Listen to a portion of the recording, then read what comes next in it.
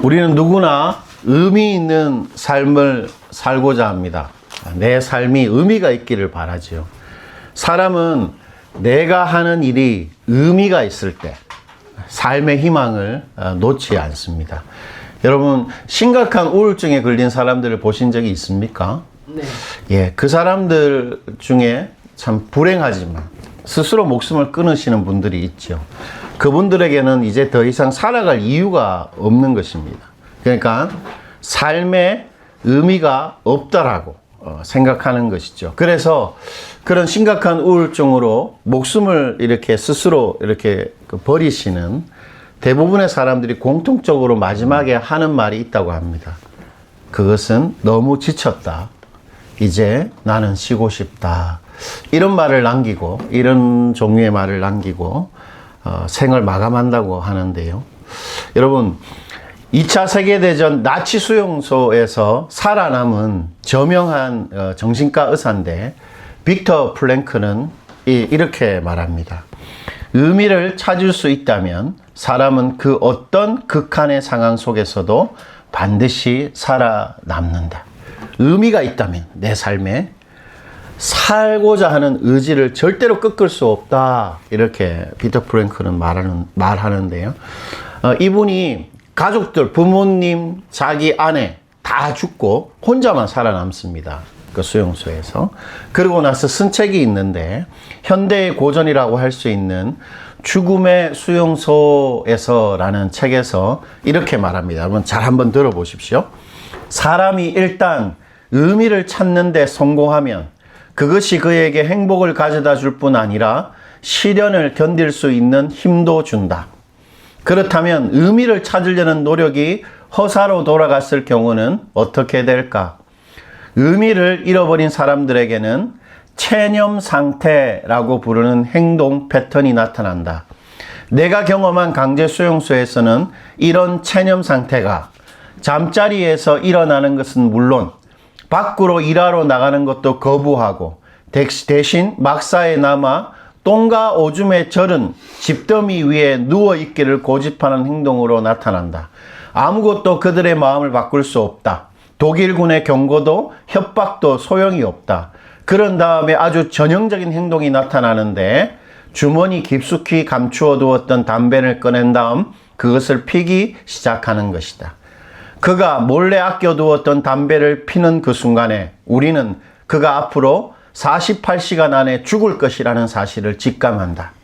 의미를 찾으려는 의지가 없어지면 순간적인 쾌락과 더불어 삶의 의지가 사라진다. 저는 그 2차 세계대전 당시에 가스실로 가는 그 기차 안에서 젊은 남녀가 성적인 행동을 했다고 들었어요. 성관계를 맺은 거예요. 그 기차 안에서. 이제 곧 죽을 줄 알고. 그래서 나는 이해가 안 됐어요. 어떻게 죽음 앞에서도 그런 행동을 할까? 근데 이 피터 플랭크의 말을 들으면서 그들은 이제 삶의 의미가 없어진 거예요. 곧 죽으니까. 그래서 할 수 있는 것은 순간적인 쾌락과 더불어서 삶의 의지를 내려놓는 것이죠. 예. 그러니까 우리에게 의미가 없으면 삶의 의지도 없어지는 것입니다. 의미가 그만큼 중요한 것이에요, 우리에게. 그렇다면 의미가 왜 중요할까요? 의미가 뭐라고? 의미라는 것은 우리 존재와 삶을 가치롭게 만드는 것이기 때문입니다. 의미가 우리 존재, 우리 인생을 가치롭게 해요. 우리 하루를. 즉 사람은 누구나 뭐 하고 싶습니까? 가치가 있는 존재, 가치 있는 삶을 살기를 누구나 원하는 것이에요. 자기가 하는 것에 의미가 있고 가치가 있기를 원하는 것입니다. 때문에 우리가 우리 삶 속에서 가치로운 것을 발견하면 할수록 우리 삶의 의미가 더 깊어진다고 할 수 있습니다. 또한 삶의 가치를 발견하면 할수록 우리는 행복한 삶을 살 수 있게 돼요. 왜냐하면 의미 속에 가치가 있고 그 가치가 우리를 행복하게 만들어주기 때문입니다. 뿐만 아니라 아무리 어떠한 상황이 일어나도 우리가 그 삶 속에서 가치를 발견할 수 있다면 살아갈 힘과 의지가 생기는 것입니다. 때문에 삶 속에서 가치를 발견하는 것, 가치 있는 삶을 살려고 애를 쓰는 것이야말로 인생을 가장 의미 있게 사는 최고의 방식이죠. 그렇다면 우리에게 가치로운 게 뭡니까? 시연자매에게 가치가 뭐죠? 사람마다 다 다를 수 있습니다. 빅터 프랭클은 강제 수용소에서 자기를 살아남게 한 것은 한 가지였습니다. 하나. 뭐였을까요? 책을 쓰는 것이었습니다. 재밌죠? 의사와 정신이라는 자신이 집필했던 그 책을 완성하는 것, 그것이 자신으로 하여금 그 강제 수용소에서 아무런 의미가 없는 삶을 살아가는데 의미를 가져다 주었다. 그렇게 말합니다. 나는 이 책을 쓰기 위해서 반드시 살아남아야 된다. 그런 생각을 했다라는 것이죠. 사람마다 가치는 다 다릅니다. 그러나 여러분, 모든 사람들이 반드시 추구해야 할 가치가 하나 있습니다. 그게 뭘까요? 모든 사람들이 누구나 반드시 추구해야 될 가치, 그것은 바로 하나님의 가치입니다. 왜 그럴까요? 왜 누구나 하나님의 가치를 추구해야 할까요? 하나님은 이 땅을 창조하신 분이시죠. 이 땅을 창조했다는 말은 하나님께서 이 땅의 모든 가치를 창조하셨다는 말입니다. 그러므로 하나님이 모든 가치의 근원입니다. 그게 예수 믿는 사람이건 예수 믿지 않는 사람이건 그 한 사람이 자신의 삶의 가치를 발견하려면 반드시 하나님의 가치를 발견해야만 하는 것이죠. 왜냐하면 이 세상은 하나님이 만든 세상이기 때문입니다. 또한 하나님의 가치와 무관한 우리의 가치는 결국 무의미하고 우리한테 도움이 되지 않는 가치가 되기 때문이죠. 그러므로 누구나 하나님의 가치를 추구해야 합니다. 자, 그렇다면 여러분, 하나님의 가치가 뭡니까? 장인 형제, 하나님이 가장 가치롭게 생각하는 게 뭘까요? 우리한테 있어서 쉽지 않죠. 하나님의 가치는 하나님의 뜻입니다. 뜻. 왜냐하면 하나님의 뜻에 하나님의 가치가 오롯이 담겨 있습니다. 이 하나님의 가치라는 만약에 이 쟁반이 있다면 이 쟁반 위에는 반드시 하나님의 뜻, 하나님의 뜻이라는 쟁반 위에는 하나님의 가치가 반드시 담겨져 있습니다. 하나님의 뜻이 뭐죠? 하나님이 하고 싶은 거 하죠. 하나님의 욕구, 하나님의 의지 안에는 뭐가 있을까요? 하나님의 가치가 반드시 담겨져 있는 것이지요. 때문에 하나님의 뜻대로 사는 것이 이 땅을 어떻게 사는 것이겠습니까? 예, 맞습니다. 가장 가치롭게 사는 것입니다. 하나님의 뜻 안에는 이 땅의 참된 의미와 가치가 쫙 녹아져 있습니다. 그렇다면 하나님의 뜻이 뭘까요? 하나님의 뜻. 하나님이 원하는 게 하나님의 뜻이지요. 때문에 하나님의 뜻은 사람마다 다릅니다. 그리고 상황마다 다 다릅니다. 여러분, 우리가 성격에 있어서도 저 같은 사람은 말을 누군가한테 지적하고 뭔가 이렇게 안 좋은 불의한 일을 보면 딱 나서서 뭐라고 하는 사람이거든요. 저 같은 경우에는 말을 안 해야 돼요. 나서지 말아야 됩니다. 그러나 장인 형제 같은 스타일은 좀 말을 좀 해야 되나요? 아닙니까? 어쨌든 누군가는 말을 해야 되는 사람이 있습니다. 말을 해야 되는 사람. 예. 이 다 달라요, 하나님의 뜻이. 그러니까 하나님, 결혼도 마찬가지입니다. 청년들 결혼 문제로 많이 힘들어하는데 하나님은 절대로 불신자랑은 결혼하기를 원치 않으세요. 그 하나님 뜻이 아닙니다. 그런데 신자라면 어떤 자매랑 결혼해도 하나님 다 오케이 하십니다. 예. 그러니까 사람마다 다 다릅니다. 물론 하나님이 꼭 찍어주시는 여자 자매가 있고 형제가 있겠지만 대부분 다 하나님은 누구랑 결혼해도 별로 상관 안 하십니다. 불신자가 아니라면. 하나님의 뜻은 다 다릅니다. 그런데 여러분, 누구라도 반드시 따라야 하나님 뜻을 하나님이 밝히신 적이 있습니다. 너희들 사람마다 상황마다 내 뜻이 다르지만 사람마다 상황마다 반드시 따라야 할 나의 뜻이 있다. 이렇게 말한 것이 있는데 그것이 바로 오늘 본문 데살로니가전서 5장 18절입니다. 우리 한번 읽어볼게요. 범사에 감사하라. 이것이 그리스도 예수 안에서 너희를 향하신 하나님의 뜻이니라. 여러분, 하나님의 뜻 뭡니까? 범사에 감사하라는 것입니다. 누구나 모든 사람들이 어떠한 상황 속에서도 반드시 따라야 될 하나님의 뜻, 감사입니다. 그것이 바로 어떤 순간에도 우리가 순종해야 될 하나님의 뜻, 감사합니다. 감사. 때문에 여러분, 내가 지금 감사하며 산다면 우리는 어떤 삶을 살겠습니까? 틀림없이 가치로운 삶을 사는 것입니다. 왜? 감사하면 가치로운 삶을 삽니다. 그리고 우리가 감사할 때 그 감사가 우리에게 뭘 가져다 주겠습니까? 우리에게 복을 가져다 줄 뿐 아니라 삶의 힘, 삶의 의지를 감사가 가져다 준다. 그렇게 막 말하고 있는 것이죠. 여러분, 감사에는 하나님의 의미가 딱 담겨져 있습니다. 감사는 우리의 존재와 우리의 삶을 가치롭게 하는 것입니다. 기억하십시다. 감사할 때 그 감사 속에 하나님의 의미와 가치가 담겨져 있고 그 감사가 우리 삶을 가치롭게 만들어 준다는 것입니다. 그렇다면 감사가 뭘까요? 여러분, 감사.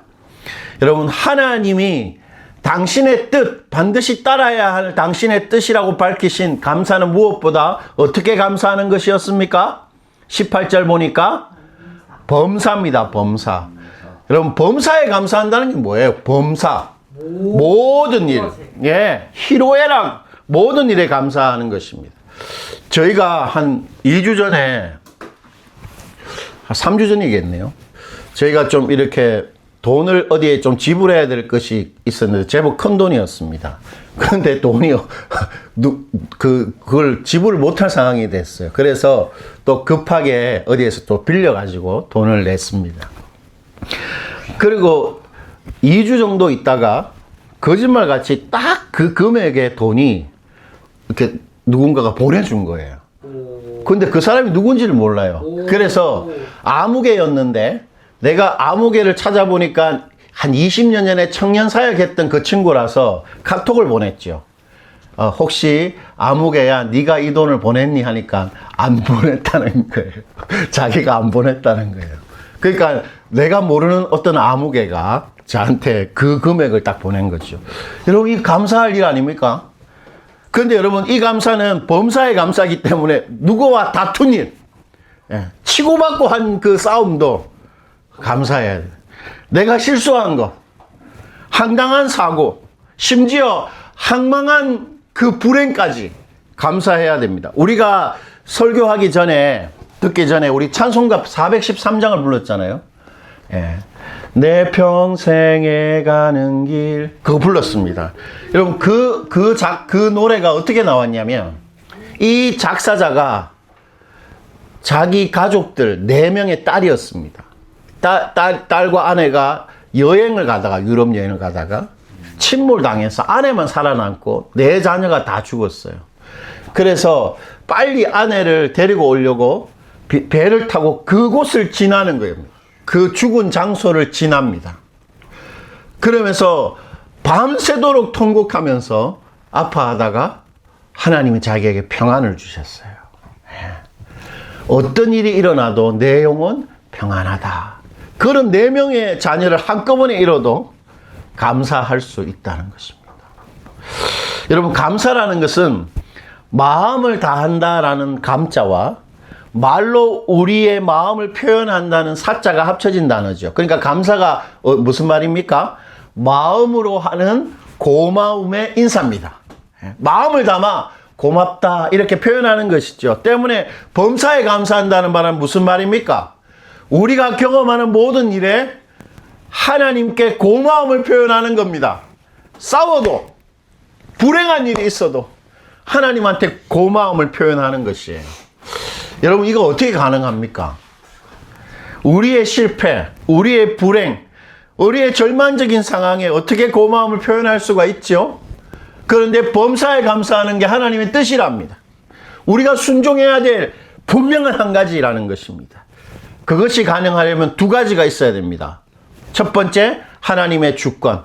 두 번째, 하나님의 변치 않는 사랑입니다. 여러분, 하나님의 주권이 있어야만 범사에 감사가 가능합니다. 무슨 말입니까? 하나님이 우리의 모든 사건을 나한테 주셨다. 50만 원도 하나님이 주신 것이고, 내가 누구랑 다툰 것도 하나님이 허락하신 일이고, 나의 그 절대로 일어나서는 안 되는 그 불행한 일도 하나님이 허락하신, 하나님의 주신 것이다. 그것이 있어야만 되는 것입니다. 그때 우리가 무슨 생각을 할 수 있죠? 하나님이 그때에도 주관하신다. 그런 믿음이 있을 때, 그런 정말 그 일이 일어날 때 우리가 범사에 감사할 수 있는 것이죠. 요한복음 3장 27절이 그것을 이렇게 말하는데, 우리 한번 읽어볼게요. 요한이 대답하여 이르되 만일 하늘에서 주신 바 아니면 사람이 아무것도 받을 수 없느니라. 하나님이 우리 심장 콩닥콩닥 뛰게 안 하면 우리 멈추는 것입니다. 여러분, 우리 혈관이 얼마나 깁니까? 하나라도 막히게 하시면 우리 죽는 것입니다. 우리가 돈을 벌어도 그 돈 하나님이 주신 것입니다. 아무것도 받을 수 없다. 하나님이 주시지 않으면. 다 하나님이 주신 것이다. 하나님이 주관하시고 하나님이 다 하신다. 그런 일이 있을 때만, 하나님의 주권이 있을 때만 범사에 감사할 수 있죠. 또한 하나님의 변치 않는 사랑이 있을 때 우리는 범사에 감사할 수 있습니다. 무슨 말이냐면, 어떤 일이 일어나도 그 일을 통해 하나님이 우리를 사랑하신다. 그 사랑이 있을 때 우리는 범사에 감사할 수 있는 것입니다. 여러분, 구약의 요셉이 형제들이 다 그를 죽이려고 했고 요셉을 팔지 않았습니까? 그런데 요셉이 말년에 뭐라고 고백합니까? 형들이 나를 판 게 아니고 하나님이 나를 파신 것이다. 그렇게 말하는 것입니다. 그리고 하나님이 이 불행한 일을 통해 선을 이루셨다. 나를 사랑하셨다. 그렇게 말하는 것이지요. 변치 않는 사랑이 있을 때 우리는 하나님께 감사할 수 있는 것입니다. 그러므로 범사에 감사한다는 말은 두 가지를 믿는다는 말입니다. 하나님이 완전하게 나를 다스리고 계시고, 하나님이 이 일을 통해서 나를 사랑하신다는 그 변함없는 사랑을 계속 믿고 끝까지 신뢰하는 것, 그것이 감사죠. 때문에 범사의 감사는 이렇게 정의할 수 있습니다. 잘 들어보십시오. 지금의 나의 현실을 모두 하나님의 현실로 받아들이는 믿음의 표현. 나의 하루를 하나님의 하루로 정말로 고지곳대로 받아들이는 믿음의 표현, 그것이 감사입니다. 때문에 감사는 지금 나에게 주어진 상황과 현실 속에서 하나님의 사랑과 주권, 그 하나님의 경이로움을 딱 발견하고 붙드는 믿음의 의지입니다. 감사는 두 가지를 붙드는 것입니다. 하나님의 주권과 하나님의 사랑을 딱 발견하고 현실 속에서 그걸 딱 붙드는 믿음의 의지, 그것이 바로 범사의 감사입니다. 그렇게 우리가 우리 현실 속에서 그 하나님의 사랑과 주권이라는 그 경이로움을 놓치지 않고 딱 붙들어낼 때 우리 삶의 건태, 불만, 그리고 낙심, 불행, 탈진에서 우리는 이길 수 있는 것입니다. 왜냐하면 감사가 뭘 가져다 주기 때문이지요? 살아갈 힘을 가져다 주기 때문입니다. 그리고 나의 하루를 하나님 뜻에 맞추어서 가장 복되고 가치 있는 삶을 우리 반드시 살 수 있게 되는 것입니다. 그러므로 감사는 은혜입니다. 감사는 우리에게 살아갈 힘을 가져다 주는 것입니다. 이처럼 우리에게 주어진 모든 현실은 곧 하나님의 현실입니다.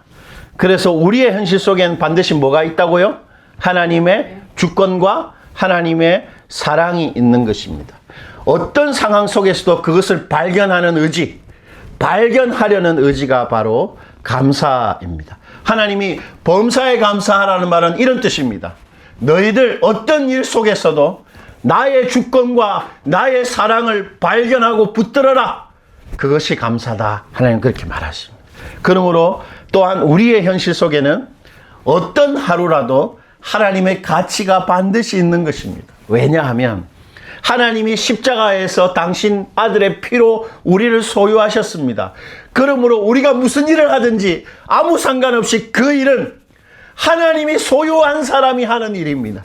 그러므로 하나님과 관계된 하나님의 중요한 일인 것이에요. 그래서 마지막 날에 우리가 일상을 살아가다가 지극히 작은 자 한 사람, 뭐 노숙자한테 한 일이든 누구한테 한 일이든 하나님을 믿는 마음으로 한 작은 행동을 마지막 날에 하나님 다 기억하시고 그때 네가 나를 먹인 것이다. 내가 참 고마웠다. 그렇게 말하시는 것이지요. 아무리 사소한 행동도 하나님의 가치가 담겨져 있는 것입니다. 그러므로 감사는 무엇을 하든 하나님의 가치를 발견하고 그 일을 마음을 담아 소중히 하는 것입니다. 그것이 감사지요. 그리고 우리의 현실 속에는 반드시 하나님의 결과가 있습니다. 우리가 어떤 일을 해도 그거 하나님의 결과가 있는 것입니다. 왜냐하면 하나님은 다른 것이 아니라 우리를 통해서만 하나님의 뜻을 이루어가고 하나님 나라를 이루어 가시기 때문입니다. 하나님의 뜻이 이 땅에 어떻게 이루어집니까? 그냥 짠 이루어집니까? 아닙니다. 믿는 우리를 통해서 시언자매같이 장사를 하는 시언자매를 통해서 장현형제같이 밤에 늦게까지 일하는 장현형제를 통해서 하나님은 당신의 나라 하나님의 결과를 반드시 만들어 내시는 것입니다.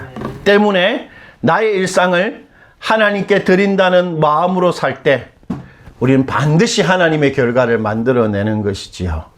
여러분 기억합시다. 지금의 나의 현실을 하나님의 현실로 받아들이는 것이 감사입니다. 그 감사를 통해 우리는 우리 삶을 하나님의 주권과 하나님의 사랑과 하나님의 가치와 하나님의 나라로 정말로 채워갈 수 있는 것입니다. 우리 모두 감사함으로 하나님의 하루하루를 살아가는 여러분 되시기를 축원드립니다. 여러분 하나님이 범사에 감사하라는 말은 이런 뜻입니다. 내가 지금도 널 다스리고 있고 내가 지금도 널 사랑하고 있다. 그러니 감사하라. 그리고 범사에 감사하라는 말은 너의 하루에는 나의 가치가 반드시 있다. 그리고 범사에 감사하라는 말은 내가 너를 통해서 나의 뜻을 이루어 간다. 그 말씀입니다. 여러분 우리가 이 시간 들은 바 말씀을 가지고 하나님 제가 발견하겠습니다. 어떤 상황 속에서도 주님의 주권과 주님의 사랑을 제가 발견하겠습니다. 주님 어떤 하루라도 주님의 가치가 있는 줄 알고 주님 섬기겠습니다. 주님이 반드시 나의 이 하루를 통해서 하나님 나라를 이루어가고 하나님의 뜻을 이루어 가실 것을 제가 믿겠습니다. 우리 이런 기도 제목을 가지고 기도하시겠습니다. 하나님 아버지, 범사에 감사하라 하시니 감사하고 고맙습니다. 어떠한 순간에도 저희를 놓치지 않고 저희의 모든 것들을 다 주관하시고 어떤 일을 통해서도 저희를 사랑한다고 말씀해 주시니 주님 너무 감사하고 고맙습니다. 저희 같은 사람의 초라한 현실 속에서도 하나님의 가치를 허락해 주시니 그래서 저희가 무슨 일을 하든 하나님을 섬기게 하시니 주님 감사하고 고맙습니다. 그리고 주님 저희 같은 사람을 통해서 하나님 나라를 이루어 가신다고 하시니 하나님의 뜻을 이루신다 하시니 주님 감사하고 고맙습니다. 주님 저희가 범사에 감사함으로 우리의 하루를 하나님의 하루로 채워가는 그런 복된 사람 되도록 도와주옵소서. 예수님의 이름으로 기도드립니다. 아멘.